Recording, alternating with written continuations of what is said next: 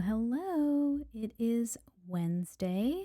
We are going to do a little more SAT practice today. The past 2 days, we've been working on the SAT practice test number 5. So, if you want to follow along, you can go to the College Board website and download the SAT practice test number 5. If you don't know me already, my name is Kate. I am an SAT and ACT humanities tutor, so I work on the reading and writing sections.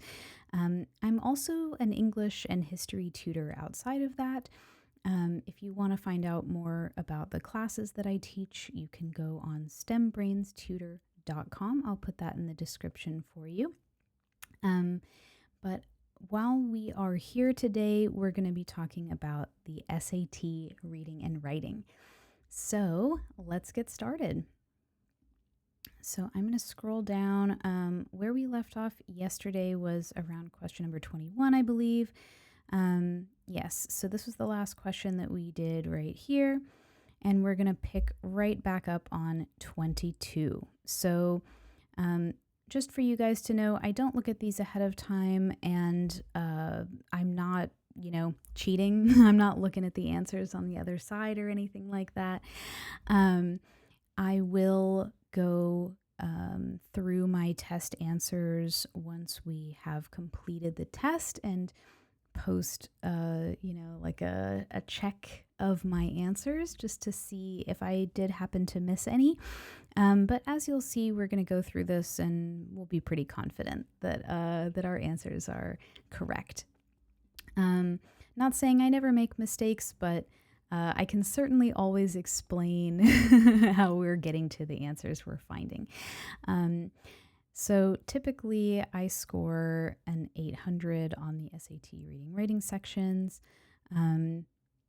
Sometimes there will be a tricky question here and there, but again, you'll see that if we work through it together in the checking video. So let's go through this. If you have any questions about any of these questions that we're seeing right now in this video, feel free to drop a comment below.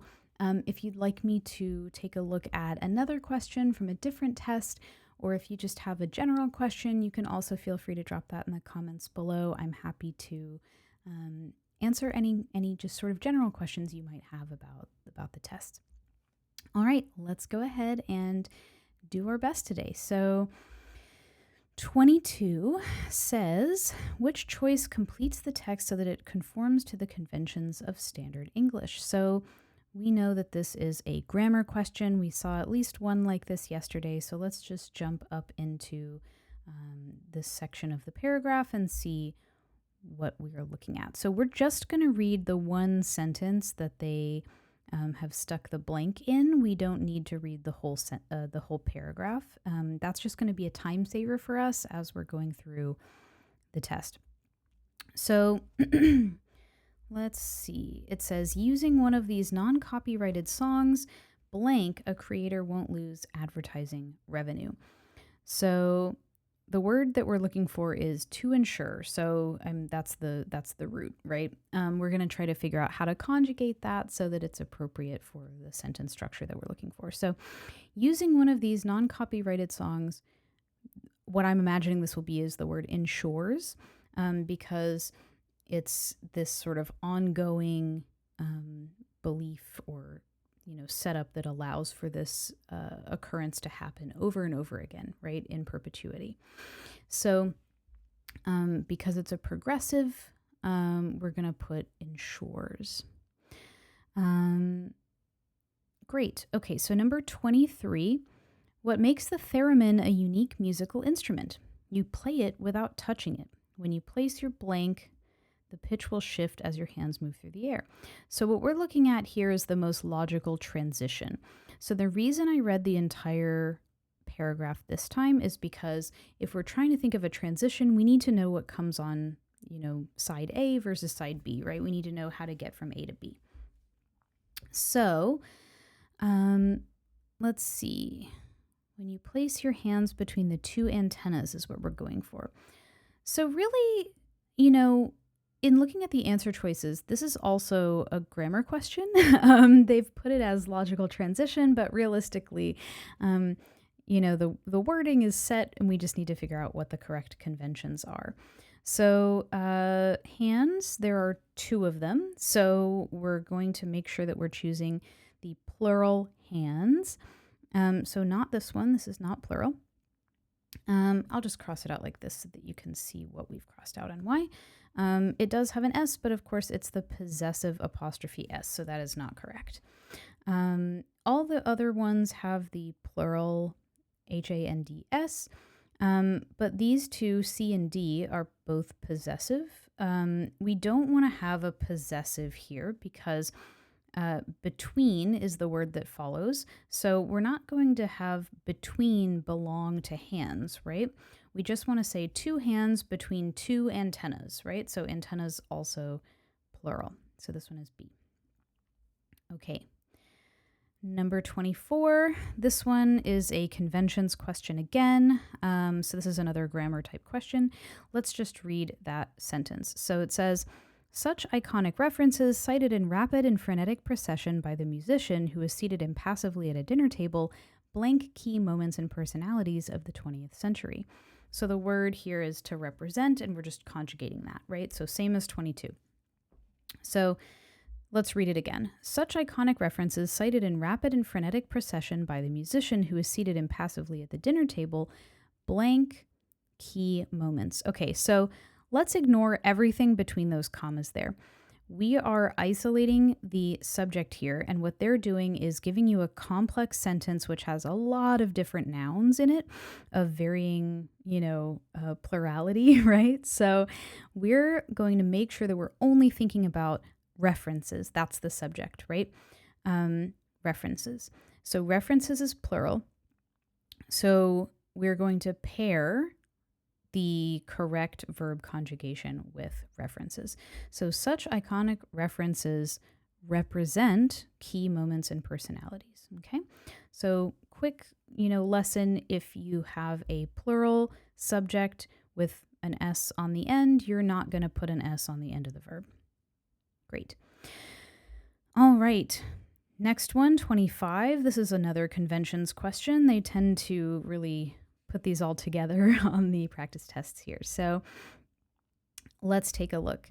This one, we'll jump in. So actually this is one very, very long sentence. So we'll just read it because I think it might be instructive to show you what you're contending with when you get a really long, complex sentence like this, okay?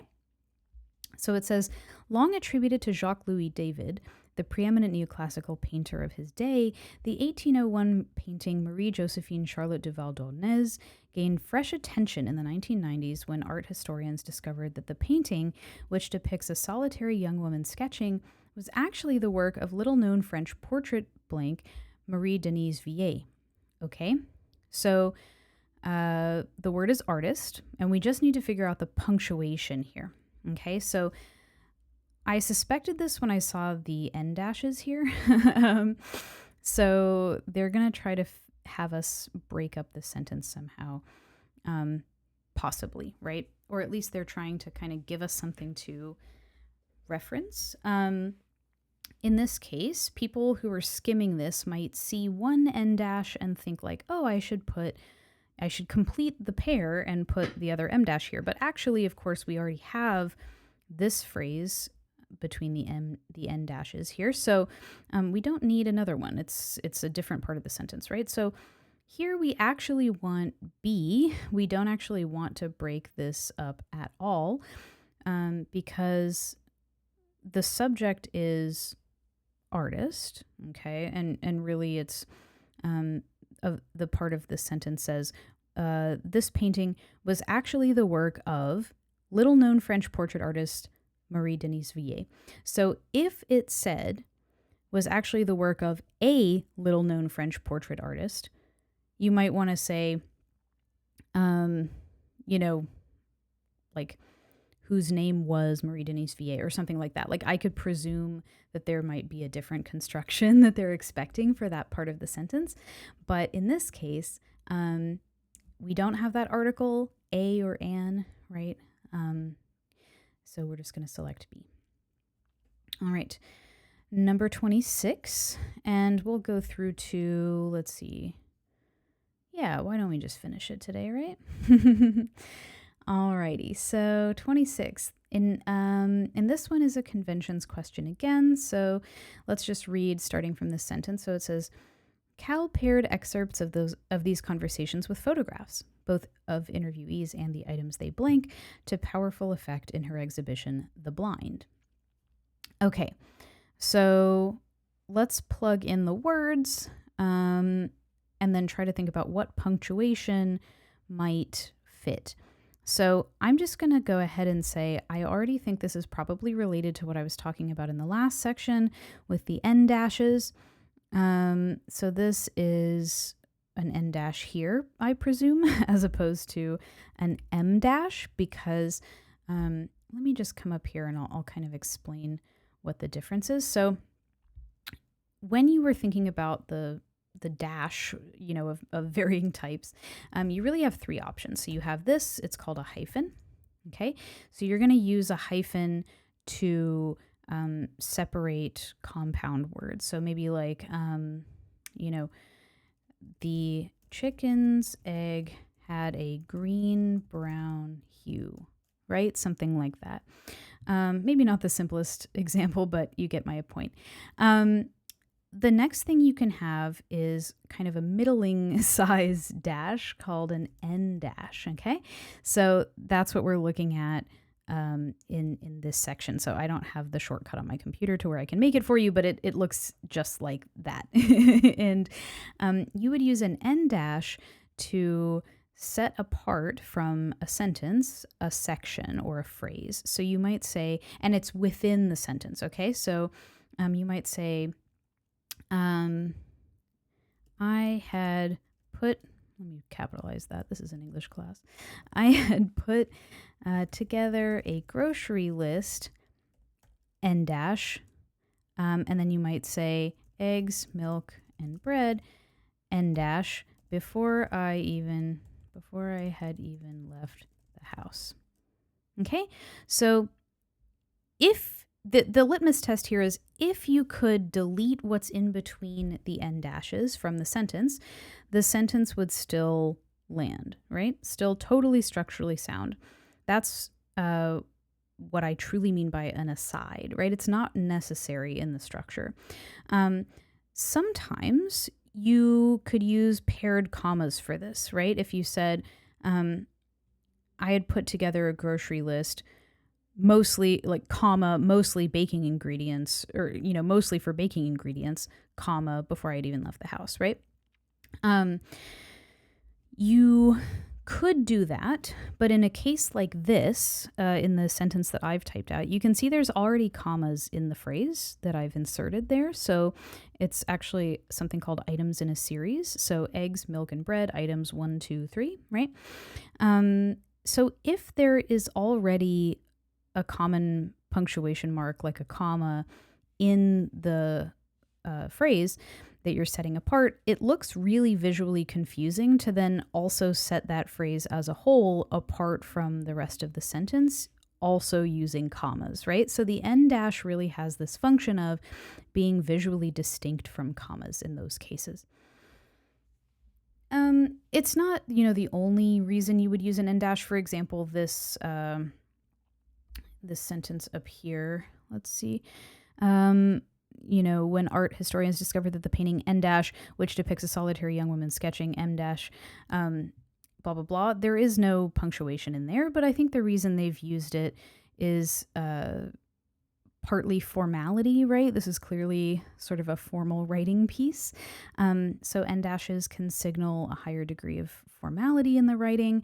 And they also just can visually separate phrases from sentences in a more clear, like just visually clear way than commas can. So if your sentence is already long and complex, or has a lot of like different parts to it, or has a lot of different it just has a lot of words, right? You might choose to use an N dash for stylistic reasons, just for visual clarity. So then there's a third thing, which I'm sure you guys know. It's called an M dash. This has gotten a lot of flack recently because large language models like ChatGPT and Claude are kind of, but I think primarily ChatGPT, like it gets the flack for this, are really M dash happy, right? So you might see something like, let me think, I started running, but I was already late.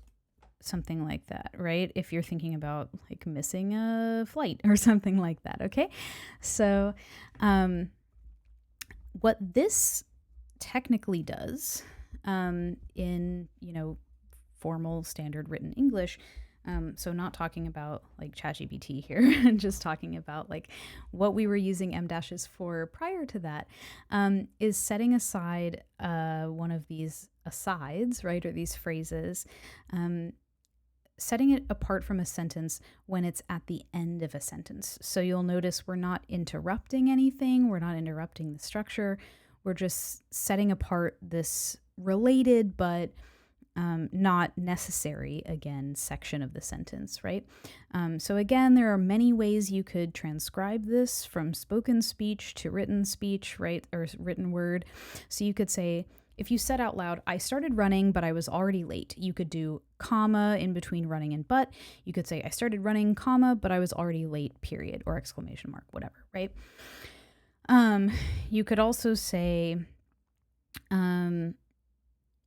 you could also use this M dash, and then you could also say, if you were being a little more informal, I started running, period, capital, but I was already late, exclamation mark, right? So like sometimes we don't really like starting a sentence with a preposition, but again, like in colloquial speech, this happens all the time. When you're texting your friends, this happens all the time, right? So in certain kinds of writing, you do see this a lot. You see it in novels, in, informal pieces, creative writing, all that stuff. So that can be used in that way too. So this does have a function, right? And some people do use M dashes and are not large language models, right? I think the flack that they get for that is probably valid, to be honest. I think like most people don't use these in a really consistent way. So I do think it makes sense as a flag, but like just so you know, not everything that has an M dash in it is automatically written by AI. It is something that like myself and other writers of the English language have been doing for a long, long time. So just know, other hints as well. Okay, anyway, we're going to go back to 26 now. So 26 has, in every option here, another piece of punctuation, right? So we already talked when we were discussing the N dash about how if you've got other parts of punctuation, other, punctuation marks within the phrase that you're trying to separate, it can sometimes be visually helpful to separate that phrase entirely from the rest of the sentence using N dashes. So I'm fully expecting in this one to see punctuation. So let's just figure out what that punctuation is. So the phrase is supposed to be, Cal paired excerpts from both of these, or from these conversations with photographs, both interviewees and the items they described, from hair to grass to sculptures. Okay, so this is an items in a series. So I'm kind of like like batting 1,000 here on things I've mentioned in previous questions that have come up in the next one. So items in a series, right? Hair, grass, sculptures. Those are the items. And you've got this nice list. In this case, of course, because they're using the from to structure, you don't get the commas like I mentioned in the last example, but all that aside still counts. So because we are separating two phrases from each other within this larger phrase that we're separating from the sentence, stick with me here, we are going to have to use two pieces of punctuation. We're going to have to use, let me grab my marker here. This one is B, just for you guys. It's easier for me to explain it this way. So you're separating the items in a series from hair to grass to sculptures. Okay, that's phrase 1. From this larger phrase, both of the interviewees and the items they described. Okay, so we're going to use a comma to do that. Super straightforward. Then, because we've got this complex phrase, both of the interviewees and the items they described from hair to grass to sculptures, as part of this larger sentence, we're going to set that apart from the larger sentence with the en dash, which we've already seen here. Obviously, like they've got one here, so we just need to follow that up. Okay, we need to always close the loop. Same thing with paired commas. If you get one, you have to put the second one. Not every instance of commas is paired commas, but we'll talk about that later. Okay, so let's say, oh my gosh, Kate, I'm running through the test. I don't have time to think through all of the things you just told me. How do I know if I get a really complex question like this? Like, what am I looking for? Okay, cool. So here's the fast way. Only one of them has an en dash ending. Just pick that one. If you know that it needs an en dash, go ahead and grab that. Cool. So that's the fast way. But I just want you guys to understand like why, right? Because sometimes you're going to get a question that, you know, maybe has 2 answer choices with en dash endings, and then it's like you have to know a little bit more about how they got there. Okay, so hopefully that was instructive. Number 27. This is a logical transition question. So this one is actually a true transition question, I can already tell, because they're wanting us to put in a transition word. Okay, so to do this, like I said last time, we're going to need to actually read the whole thing because we need to figure out what we're transitioning from. So it says, celebrated Tewa potter Marie Martinez made her signature all-black ceramic vessels using a heating technique called reduction firing. This technique involves smothering the flame surrounding the clay vessel. Blank, the vessel takes on a shiny black hue. Okay, so I'm going to make a prediction. If you've watched my past videos, you know that making a prediction is something I will always suggest to you because it helps you weed out all the noise in the answer choices. So it's very easy when you're stressed out taking these tests to get waylaid by the, power of suggestion, right? If you read an answer and you're like, that sounds good, and then you're like, oh wait, but this one also sounds good. You need to find a target and stick to it. And then if you really think you're second guessing yourself for demonstrative reasons, like reasons you can go back and point to and say like, I think it's something else because, then that's obviously fine. But like your gut feeling is not always going to be 100% correct. But usually when you're thinking about conventions like this, your intuition goes a long way. So let's think about our intuition here. So it says, this technique involves smothering the flame surrounding the clay vessel. Blank, the vessel takes on a shiny black hue. So we're going to look for something probably that either introduces cause and effect. So like, because we did this, this occurred.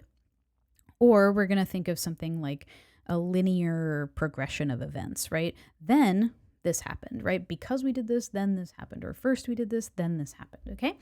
So our options here are, on the contrary, so that's not going to work because we know that if this is a cause and effect scenario, they're not contrasting, right? So B says, for example, this one doesn't apply because it's not an example of something, it's a result of something, right? So we're adding on something to the previous statement. We're not just extrapolating it. C says previously. So this is what I was talking about the linear progression. So because it is a linear progression of events, we can't switch the order.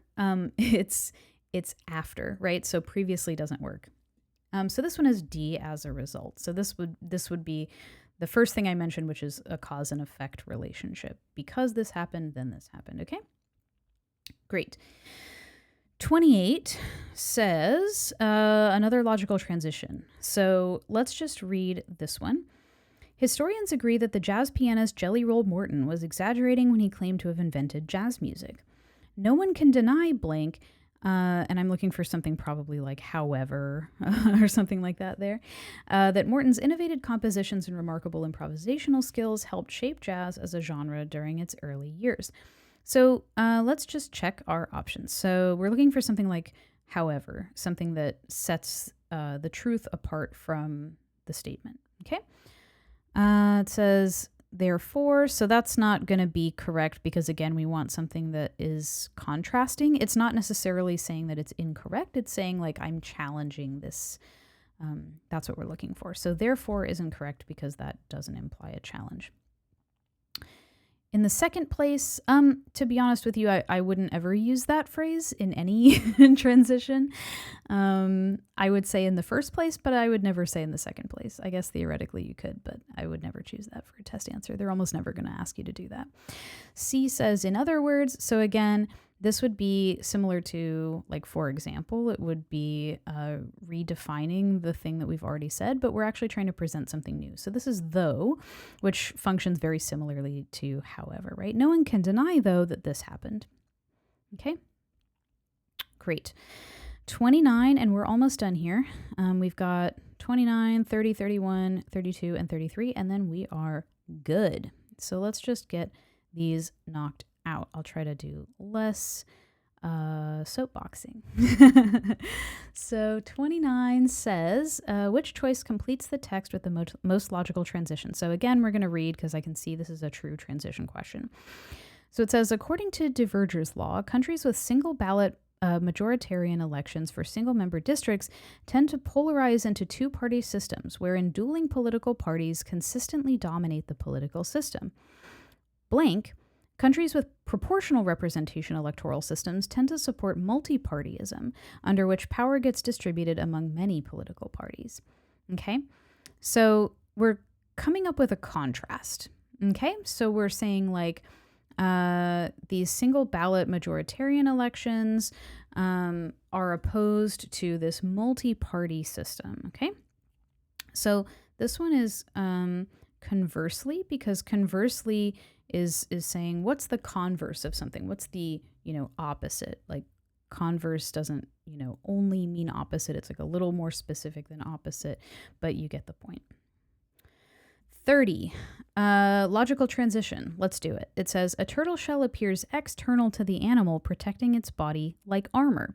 So I can already tell we're going to probably do some kind of comparative, like, contrasting thing here, because it says it appears external, and the implication in that phrasing is that, like, but it's actually not, right? So we're on the lookout for something like that. Blank, the shell is often incorrectly assumed, and they're really laying it on thick here, to be an exoskeleton. So they're saying, like, that's not true. When it is in fact an endoskeleton, a part of the turtle's internal bone structure, more akin to a spine or a pair of ribs. All right, so this one is going to be however, so, like, similar to the above. That being said is just less formal. This is clearly a scientific, probably a pop science piece that they're pulling from. And so we're going to look for something that doesn't have that colloquial flavor, and really emphasizes the contrast. So we're going to say however. Okay. 31. So this is one of those ones we did this last test when we did the number 4 practice test. So you'll probably remember that if you've watched those videos. If you want more, examples of how to do these questions, you can go back to those too. But basically this says the student wants to identify the real author of Adam Bede. Which choice most effectively utilizes relevant information from the notes to accomplish this goal? So I'm going to walk you through the strategy for these questions because it looks like a lot, right? Like, if you see this, you're like, oh, I'm almost done with the test. I don't have time for this, right? So here's what actually helps you get through these quickly. So first of all, skip the notes. Don't read them for right now. Just read the question. To be honest, if you see something like this, you already know what the question is, but I would just read the first sentence. So the student wants to identify the real author of Adam Bede. So we're just looking for something that shows us what the real author is. Another tip for these questions, just like totally speed based, is they're not usually going to tell you incorrect information in the answer choices. So you honestly don't even need to read the notes. I don't know that I would recommend that to folks who are studying, for the first time for the SAT. But if you've been on this grind for years and you've seen like 100 of these questions and you feel really confident, reading the answer choices alone and choosing from there, by all means do it. To be honest, that's what I do, but that's because I've been teaching for 11 years. Okay. So I'm going to walk you through the notes, but just know that usually you're not evaluating truth value in these questions. So we are looking for the real author of Adam Bede. So we're already on alert that there's some contention here. So it says, in 1859, the novel Adam Bede was published in England. According to the novel's title page, the author's name was George Eliot. Okay, so we already know it's assumed, right? Because it says George Eliot was widely assumed to be a pseudonym. If you don't know who George Eliot is, this is a very famous author who is, in fact, it is in fact a woman. So it says a pseudonym is a fake name used to conceal an author's identity. Yeah, okay, here we go. A woman named Marianne Evans later revealed herself as the novel's real author. Okay, so that last bullet point is really what we want to talk about in the answer choice. So let's see. They want to identify the real author of Adam Bede. So the answer choices are, the real author of Adam Bede was Marianne Evans, who published the novel using the pseudonym George Eliot. Okay. That's good. It names her, and it tells us why the name is different from what's on the book. Let's keep reading, just in case. George Eliot, which Adam Bede's title page indicated was the name of the novel's author, was widely assumed to be a pseudonym. Okay, this one I don't really love because it doesn't actually give us the identification, right? It's also like, it's doesn't really give us what we want at all. C, the title page of the novel Adam Bede indicated that the author's name was George Eliot. Okay, so this is just B, but worse, right? Even less information. D says, a woman who had used a pseudonym to conceal her identity later revealed herself as the real author of Adam Bede. Okay, so this one is obviously A. It's the only one that actually names her. That's really all there is to it. You could chew that up and spit it out in like 10 seconds if you really, really were thinking about it. All right. 32. We're down to the last page, you guys. Let's knock this out. So 32 and 33 are both going to be these types of questions. You're also going to notice that both of these, but mostly 32, have some kind of scientific bent to them, right? I just want to tell you guys, and I told you guys this last video too, I think, just because something has science in the question topic doesn't mean you have to know any science. They are absolutely going to tell you everything you need to know to answer these questions correctly in the question itself or in the material. This is not a science test. It is a reading test, okay? So let's just read the question. So it says, the student wants to specify how the salt enables energy storage. Great. We already understand what the question's asking for us, so we don't need to reread that next part. So salt is our keyword, okay? And then energy storage is our secondary keyword. So we're trying to figure out the relationship between salt and energy storage. We know that it enables it, but we want to know how, okay? So again, if you're really going fast, you can just jump straight to the answer choices at this point. Let's do it just to see, and then we'll jump up to check. So A says, scientists have developed a freeze-thaw battery that contains molten salt, which liquefies when heated and solidifies at room temperature. Okay, so we get some, like, how does this, work situation, but we don't actually understand how the salt enables energy storage. We just know that it's used, and this is what happens to salt in that situation. B says the stored energy in a freeze-thaw battery, which contains molten salt, can be used by reheating the battery. So this one doesn't tell us either how it works. C, I'm already liking the look of this because it says when. It says when the molten salt in a freeze-thaw battery solidifies at room temperature, energy stops flowing and can be stored in the battery. Okay. And then D says molten salt allows a freeze-thaw battery to retain 92% of its charge after 12 weeks. That's just like a fun fact. It doesn't tell us how. Okay. So I'm already thinking about C. I'm just going to jump up into the notes and double check myself here. So scientists have developed a freeze-thaw battery that can retain 92% of its charge after 12 weeks.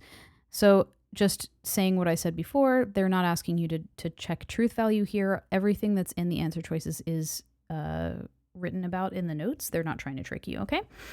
So it says the battery contains molten salt, a type of salt that liquefies when heated and solidifies at room temperature. So this fully exonerates me from not choosing A, right? Because it does talk about, like how it works, but because it's so far up in the notes, it's just describing a property of salt. It's not actually telling you that that's how the battery works, okay?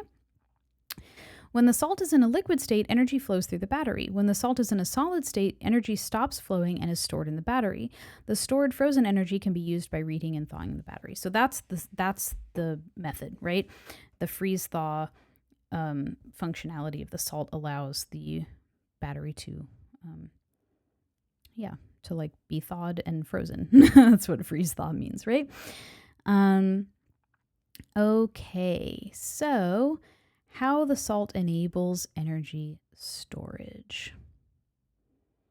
Let's see. So this one I'm going to choose. I'm going between B and C here. So B says the stored energy in a freeze-thaw battery, which contains molten salt, can be used by reheating the battery. So this one doesn't tell us how the salt enables it. It just tells us how to fix the energy, or how to get the energy, right? This one is C. When the molten salt in a freeze-thaw battery solidifies at room temperature, energy stops flowing and can be stored in the battery. That's the only one that tells us how it works, okay? So 33, last one, drum roll please. This one says, the student wants to indicate the California red-legged frog's FWS classification category. Let's just jump straight to the questions, or the answer choices.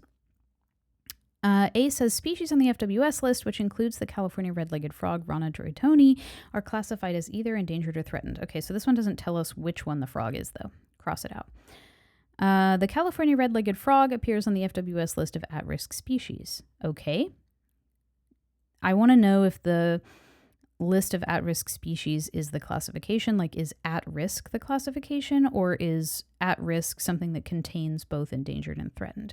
I'm thinking it's probably not B, because I assume endangered and threatened are like subcategories of at-risk. So let me just cross that off. According to the FWS, the California red-legged frog is in the endangered category, in danger of extinction throughout most or all of its range. Okay, this one is C for sure. I'm already telling you. D, likely to soon become endangered. The California red-legged frog is classified as threatened. Okay, so let's see. I just want to double check that this one isn't asking you the truth value.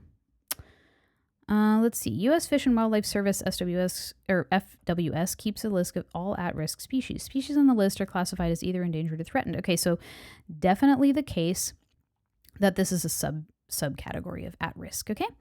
A species that is in danger of extinction throughout most or all of its range is classified as endangered, okay? A species that is likely to soon become endangered is classified as threatened. Okay, this one says the California red-legged frog is likely to soon become endangered according to the FWS. Okay, so actually this one is D, because this one, C, is just not true. So good to know. Sometimes you need to read everything. So like I said, I would always double check. And I think you'll get a hint, like I did, about whether or not, based on the answer choices, you need to go back and read. So the reason I went back and read on that one is because C and D contradict each other, okay? It's either in the endangered or it's in the threatened category. You can't be both, right? So when I read that, I was like, let me go back and check. That's what you're going to be looking for on the test. So 9 times out of 10, I'm going to say you can probably do it with just reading the questions. The 10th time you can do without reading the notes, only if the answer choices contradict each other in this way. So again, like I said, if you're not really looking for every single flag, if you're still new at this, or whatever, you just don't feel that confident in that method, please go ahead and read the notes. It's not going to take you that much longer, I promise. All right, great work today, you guys. Thank you so much for doing this with me. We have now completed the reading and writing section in the SAT Test 5, Section 1 or Module 1. So what we're going to do next time is work on Module 2. All right, so I will see you tomorrow for Module 2.